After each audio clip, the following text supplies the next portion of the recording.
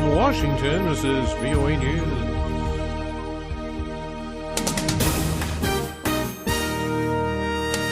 I'm Ray Kouguell reporting new fears in Ukraine. President Petro Poroshenko warning lawmakers to prepare to defend against what he calls a possible full-scale invasion by Russia after a surge in fighting in eastern Ukraine. Speaking Thursday in Kyiv, Mr. Poroshenko said 9,000 Russian troops already are inside eastern Ukraine.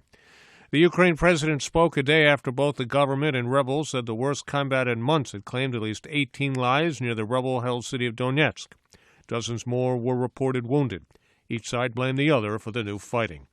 Top U.S. defense officials and diplomats will gather in Stuttgart, Germany Friday to discuss how to counter Russian military actions in Ukraine following the upsurge of fighting between the Ukrainian military and Russia-backed rebels.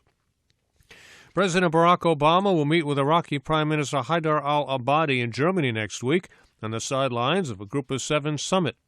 The meeting follows ministerial-level talks in Paris this week to address foreign military support for Iraqi forces fighting Islamic State militants.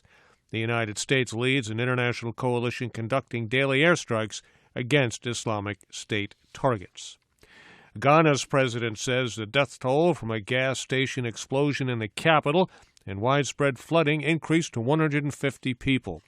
President John Mahama says that the country will observe 3 days of mourning for the victims and that the government will allocate about $12 million for relief operations and to repair damaged infrastructure. Reports from the scene said the explosion and resulting fire took place at a gas station and spread to nearby buildings near the Kwame Nkrumah Circle in central Accra. This is VOA News. Nigeria's President Muhammadu Buhari says his government will leave no stone unturned in dealing with all cases of human rights abuses. It follows the release of a shocking report from Amnesty International, which alleges the killing of more than 8,000 prisoners during the military's offensive against Boko Haram. Henry Ridgewell reports. Amnesty International gathered dozens of brutal videos and images showing abuses and killings apparently carried out by the Nigerian armed forces. In some, prisoners are beaten to death. In others, they are shot and thrown into open graves. Amnesty interviewed more than 400 victims, eyewitnesses and senior members of the security forces. Most of the prisoner deaths occurred during detention, says Amnesty's Daniel Eyre. We found that more than 7,000 people have died in military custody in northeast Nigeria. Amnesty's evidence also points to the widespread extrajudicial killing of prisoners. Henry Ridgewell, London. South Korea confirmed the death of a fourth victim of the Middle East respiratory syndrome outbreak that's infected dozens of people in that country. Health officials say a 76-year-old man died Thursday. About 1,600 people are being quarantined in South Korea, most at home, but some in medical institutions. Rescuers in central China have recovered dozens more bodies from a sunken passenger ship that capsized in the Yangtze River as hope dims for finding more survivors.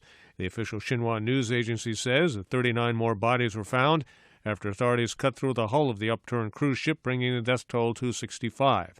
Only 14 people have been rescued since the ship went down in bad weather Monday. About 400 passengers, many of whom are elderly, are still missing. The federal agency responsible for collecting background and issuing security clearances for millions of U.S. government employees is reporting a massive cyber attack. The Office of Personnel Management says as many as 4 million current and former federal employees may have been affected and that the number could go higher. Another U.S. Republican presidential hopeful is in the race.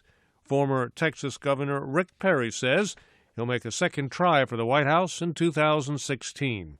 VOA's Jim Malone has details. Surrounded by family and supporters, Rick Perry announced his candidacy in his home state of Texas.